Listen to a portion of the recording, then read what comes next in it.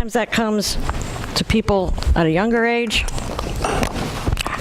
Sometimes it comes to people at an older age. Sometimes it comes from a crash and burn, when you hit bottom and you say, what else is there?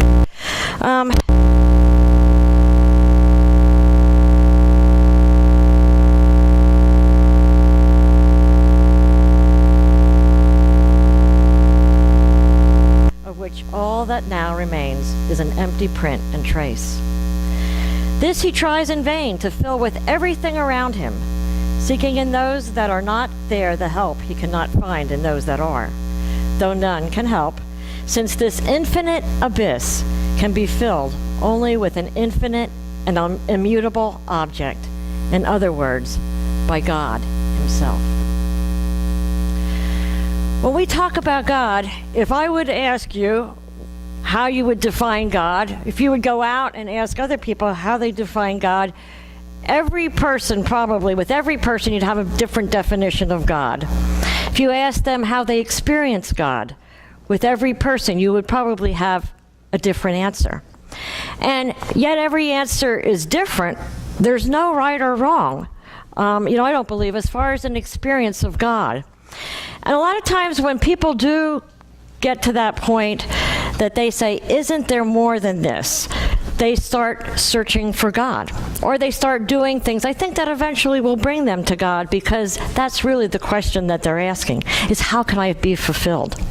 And it's interesting because the happiness classes I talk about, they're all scientists, and they say that as they were researching happiness, they have come to know a higher power, or to know God, because they started experiencing it first, and then got to understand that it was God.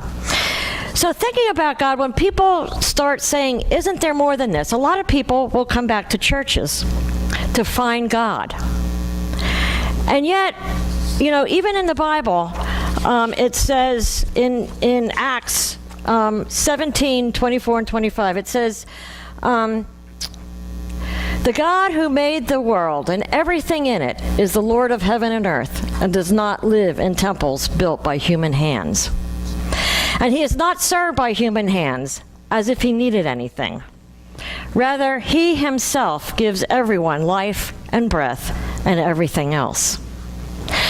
So sometimes, people come to church to find God. And we want to bring back to basics or whatever, thinking about the experience of God. Unity started as a teaching. It was Unity School for Christianity. And it started with teaching. It didn't actually start as a church. And I like that idea about that, because what did Jesus teach and what did the masters teach? They taught how to find that experience, what to do to get into that experience. God is something that you have to experience. It's an experience. It's not something that we can bring to you. It's not something that, you can give to somebody else. You can teach them about your experience. You can show them about your experience. But, they talk about, there's the discussion between science and religion and everything else, and I think it's all the same thing. I think science is proving religion and proving spirituality. I mean, think about Einstein. He even talked about, weird, spooky things from a distance. He knew that there was something there that was just so unexplainable. So I think about the experience of God here in Unity. Or what do we do here in Unity, in this space, as far as God, bringing God in? And I've been working on this for a long, long time, because I heard the comment made, and first of all, let me say I agree with it 100%, that God has to be in unity for unity to prosper. And I believe that 100%. Now let's talk about the experience of God in unity. Is this service here is what I want to talk about in particular. And think about this, and I'm not going to have feedback, but think about this, is how do we experience God right here? Or what are we here for? What are we here for? Think about that. Why, when you came into the doors, what did you come for exactly? Did you come for the experience? Did you come to learn? Did you come to worship? Did you come for all of those things? Which a lot of times, we try to incorporate all of those things. I want you to read a little story, and it was so, again, on time, sent to me by email, on time, perfect timing. But it's called Shoes in Church, and it's a little poem. I showered and shaved, I adjusted my tie, I got there and sat in a pew just in time. Bowing my head in prayer, as I closed my eyes, I saw the shoe of the man next to me touching my own. I sighed. With plenty of room on either side, I thought, why must our souls touch? It bothered me. His shoe touching mine. But it didn't bother him much. A prayer began, Our Father. I thought, this man with the shoes has no pride. They're dusty, worn, and scratched. Even worse, there are holes on the side. Thank you for our blessings, the prayer went on. And the shoe man said a quiet amen. I tried to focus on the prayer, but my thoughts were on his shoes again. Aren't we supposed to look our best when walking through that door? Well, this certainly isn't true for him, I thought, glancing towards the floor. Then the prayer was ended and the songs of praise began. The shoe man was certainly loud, sounding proud as he sang. His voice filled the rafters. His hands were raised high. The Lord could surely hear the shoe man's voice from the sky. It was time for the offering, and what I threw in was steep. I watched as the shoe man reached into his pockets so deep. I saw what was pulled out when what the shoe man put in. Then I heard a soft clink as when silver hits tin. The sermon really bored me to tears, and that's no lie. It was the same for the shoe man, for he had tears coming from his eyes. At the end of the service, as is custom here, we must greet new visitors and show them good cheer. But I felt moved somehow and wanted to meet the shoe man, so after the closing prayer, I reached over and shook his hand. He was old and his skin was dark and his hair was truly a mess, but I thanked him for coming, for being our guest. He said, "My name's Charlie. I'm glad to meet you, my friend." And there were tears in his eyes, but he had a large, wide grin. "Let me explain," he said, wiping tears from his eyes. "I've been coming here for months, and you're the first one to say hi. I know that my appearance is not like the rest, but I really do try to always look my best. I always clean and polish my shoes before my very long walk, but by the time I get here, they're dusty and dirty like chalk. My heart filled with pain, and I swallowed my tears with pride. And I swallowed to hide my tears as he continued to apologize for daring to sit so near. He said, "When I get here, I know I must look a sight, but I thought if I could touch you, then maybe our souls might unite. But I thought if I could touch you, then maybe our souls might unite." I was silent for a minute, knowing whatever was said would pale in comparison. I spoke from my heart, not from my head. "Oh, you've touched me," I said, "and taught me, in part, that the best of any man is what's found in his heart. The rest, I thought, the shoe man will never know, like just how thankful I really am that this dirty old shoe touched my soul." That was in the fish wrapper. Oh, was it? I sent it to you. Thank you.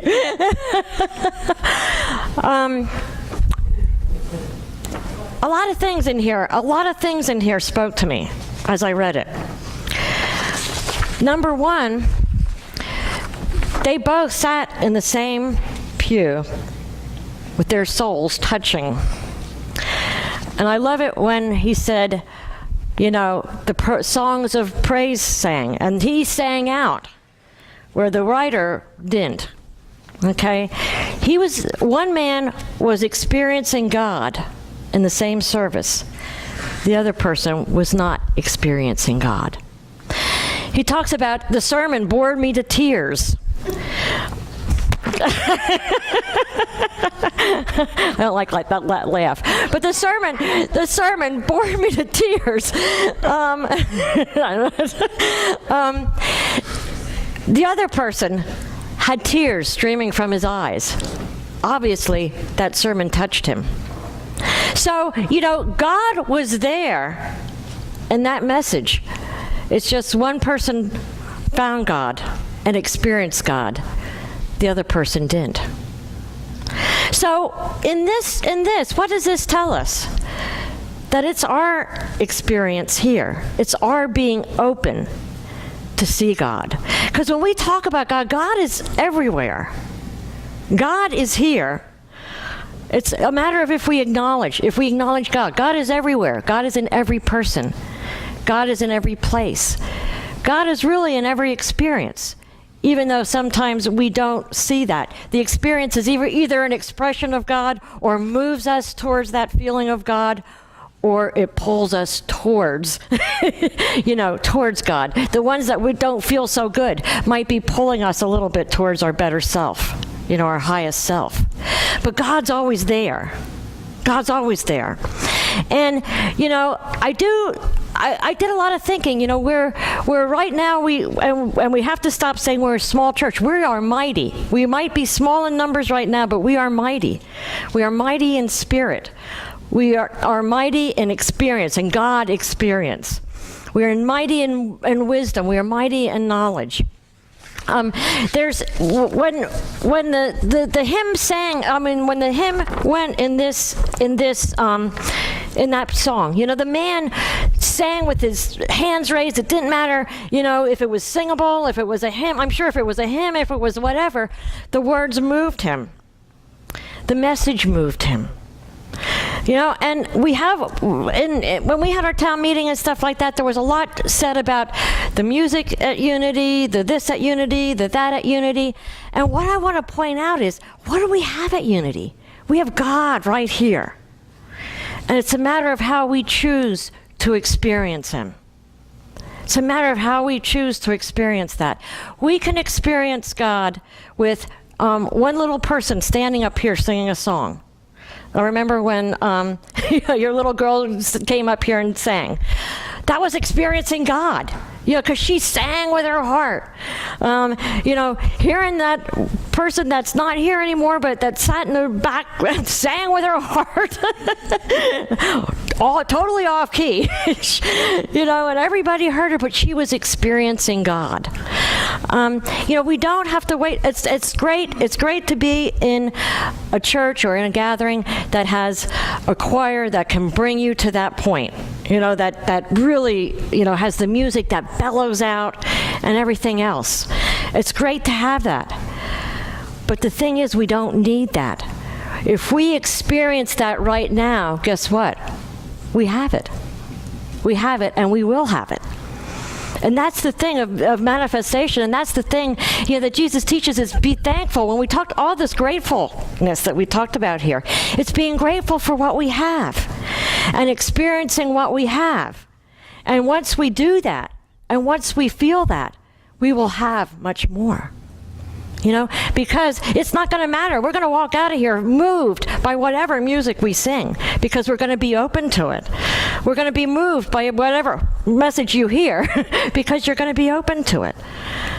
You're going to be moved by whatever. This really is moving. It's very, very, God is here. God is here in each person that's expressing. God is here in each person asking, share the light with me. God is here in everyone here saying, we'll hold the light with you. I like the thought of water lilies. Isn't it neat to see a pond filled with water lilies? All over. It's all over. And you think about those water lilies, all those little pads all over the place. But you don't think about what's underneath. What's underneath is this. One root. One big root, and all of those branches floating on top of the water. And that's what God is, the connector. It's the connector that holds all the branches. And that's what we are looking to experience. That's what we're looking to connect to. John Shelby Spong, I love his books and everything. If you don't know him, he's an Episcopal bishop that started looking at the Bible and religion and stuff in a totally different way. And really, the different way is more the unity way of how we look at the Bible and stuff. Not literally, but metaphysically, the stories of whatever. And he said, and I love what he said. He said, when I go into meditation and prayer in the morning, he said, I don't go to talk to God. He said, I go to open myself and prepare myself to see God throughout the day. I thought, wow, that's really neat, a neat concept. Because we do. It's a matter of doing that to prepare ourselves to see God and to be moved. And whenever we are moved during the day, when we see an act of kindness, when we see somebody calling for help, when we see, whatever, and we're moved, we're experiencing God. And that's what we have to remember. When we see beauty and it touches us, like, wow, isn't that awesome? That's experiencing God. God is everywhere. We experience it everywhere. I have another story that explains that. And it's called Shay, God's Plan. At a fundraising dinner for a school that serves learning disabled children, the father of one of the school students delivered a speech that will never be forgotten by those who attended. After extolling the school and its dedicated staff, he offered a question. Everything God does is done with perfection, yet my son Shay cannot learn things as other children do. He cannot understand things as other children do. Where is God's plan reflected in my son? The audience was stilled by the query. The father continued, I believe, the father answered, that when God brings a child like Shay into the world, an opportunity to realize the divine plan presents itself. And it comes in the way people treat that child. Then he said the following story. Shay and his father had walked past the park where some boys Shay knew were playing baseball. Shay asked, do you think they will let me play? Shay's father knew that most boys would not want him on their team. But the father understood that if his son were allowed to play, it would give him a much-needed sense of belonging. Shay's father approached one of the boys in the field and asked if Shay could play. The boy looked around for guidance from his teammates. Getting none, he took matters into his own hands and he said, we're losing by 6 runs and the game is now in the 8th inning. I guess he can be on our team and I'll try to put him up to bat in the 9th inning. In the bottom of the 8th inning, Shay's team scored a few runs, but was still behind by 3. At the top of the 9th inning, Shay put on a glove and played in the outfield. Although no hits came his way, he was obviously ecstatic just to be in the field, grinning from ear to ear as his father waved at him from the stands. In the bottom of the 9th inning, Shay's team scored again. Now, with 2 outs, bases loaded, and potential winning run on the base, Shay was scheduled to be the next batter. Would the team actually let Shay bat at this junction and give away their chance to win the game? Surprisingly, Shay was given the bat. Everyone knew that this was all but impossible because Shay didn't even know how to hold the bat properly, much less connect with the ball. However, as Shay stepped up to the plate, the pitcher moved a few steps to lob the ball in softly, as Shay could at least be able to make contact. The first pitch came, and Shay swung clumsily and missed. The pitcher again took a few steps forward to toss the ball softly toward Shay. As the pitch came in, Shay swung at the ball and hit the slow ground ball to the pitcher. The pitcher picked up the soft grounder and could have easily thrown it to first base, but instead, Shay would have been out, and that would have been the end of the game. Instead, the pitcher took the ball and threw it on a high arc to right field, far beyond the reach of the first baseman. Everyone started yelling, Shay, run, run, run to first. Never in his life had Shay ever made it to first base. He scampered down the baseline, wide-eyed and startled. Everyone yelled, run to second, run to second. By the time Shay was rounding first base, the right fielder had the ball. He could have thrown the ball to the second baseman for a tag. But the right fielder understood that the pitcher's intention had been, so he threw the ball high and far enough over the third baseman's head. Shay ran towards second base as the runners ahead of him deliriously circled the bases towards home. As Shay reached second base, the opposing shortstop ran to him, turned him in the direction of third base, and shouted, run to third. As Shay rounded third, the boys from both teams were screaming, Shay, run home. Shay ran home, stepped on home plate, and was cheered as the hero for hitting a grand slam and winning the game for his team.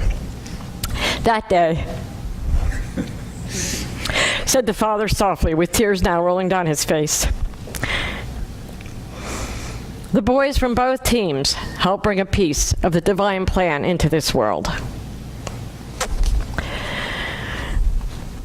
If you're not moved and see God in that story, then you need a lot of opening to do. You know, it's not a matter of needing to have big burning bushes and, you know, thunder and lightning and, you know, all those things. It's a matter of being able to recognize God on a daily basis. It's to be able to recognize God right in here and to be moved by everything that happens. Because once we do and once we appreciate that, we will certainly grow. Because we will experience God in here. I do want to experience and express God on a daily basis and stuff. And sometimes in my messages, I don't express that. I might not say that or whatever. You know, my happiness classes, I talk about happiness, but it's all God. You know, it's all God. When we talk about gratitude, when we talk about kindness, you know, when we talk about those things, it's all God. There's a book by Walter Starkey, who is a Unity minister, called It's All God. And it's so true. It's all God. We search and search and search and try to find it. You know, we try to find the thing that's going to move us when it's right there. All we have to do is open our hearts and our eyes. Because there's something on a daily basis that we can see and be moved to tears because we see God in action. And that's how we experience God. And as we experience God, that feeling will move out from us and will touch everyone around us so that they can open themselves up and experience God also.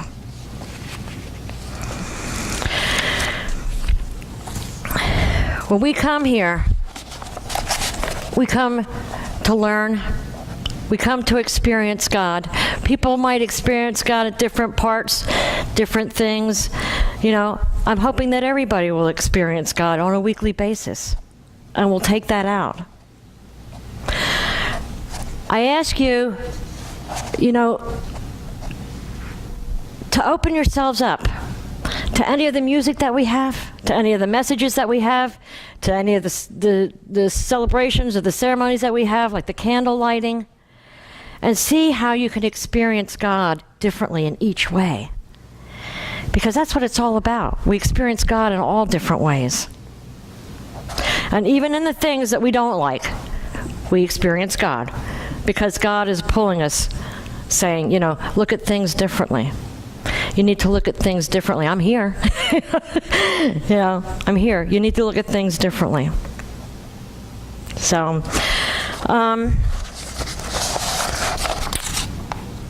God is in everything. You know, I want to end by saying, you know, God is here right now in everyone and everything that happens. We don't need to wait for the perfect song, the perfect music, the perfect message, the perfect messenger, perfect preacher. God is here. You know, it's a matter of us opening up and experiencing that and being moved and taking that experience out into life. Too many times, you know, just like that guy in the shoes, they come to church, and I love what you say for to attend. I mean, they come to church so that they can go admittance to heaven. They come to church for their admittance to heaven, like that's their duty. And that's almost like the guy that was writing the poem. It was his duty to come to church. But I do believe that everyone that's here comes from much, much more. And I hope that I'm able to give that, or to help you see that. I don't teach. You already know. You know, you already know. It's a matter of, you know, I help you remember, you know, by something that I say. So, you know, it's a matter of God in everything, moving us towards that higher plane. So, with that, I will open it up for any comments, discussion. No? Either speechless, not bored to tears, right? Okay. Then I will ask you to get comfortable in your chair, and we'll take these thoughts into prayer meditation.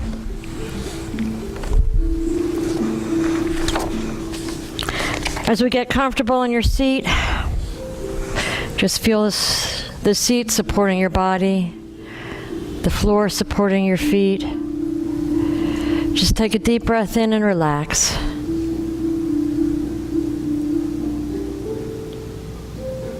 Just feel the energy in the room. Feel that God energy. That energy of love.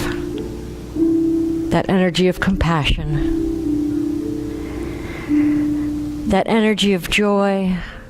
That sense of awe. That feeling of reverence.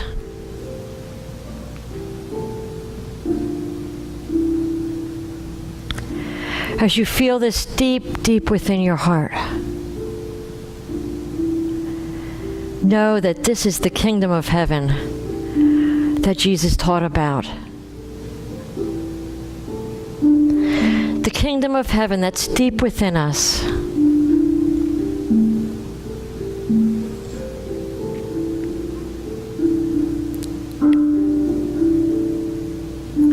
And this is where we experience God from.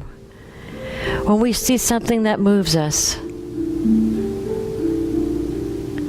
we express that compassion. We express that love.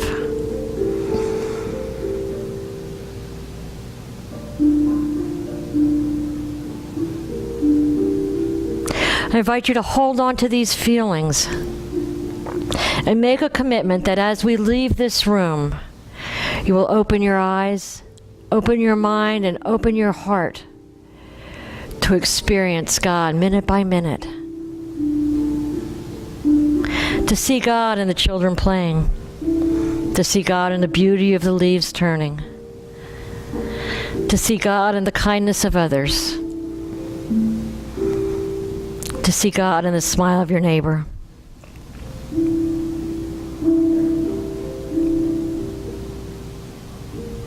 To see God in those who were put in this life to bring us forward.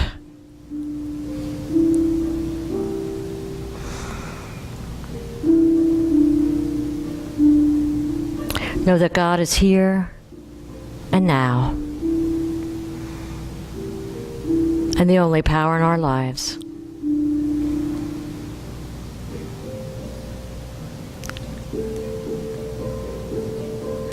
And so it is.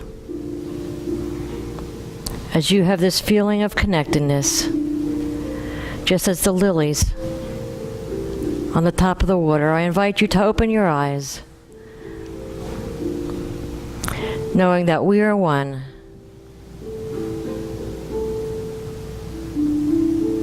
One branch, one vine.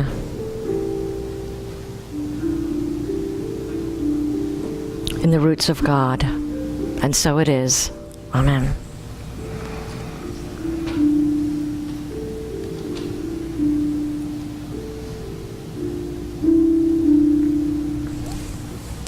Okay, you can open your eyes and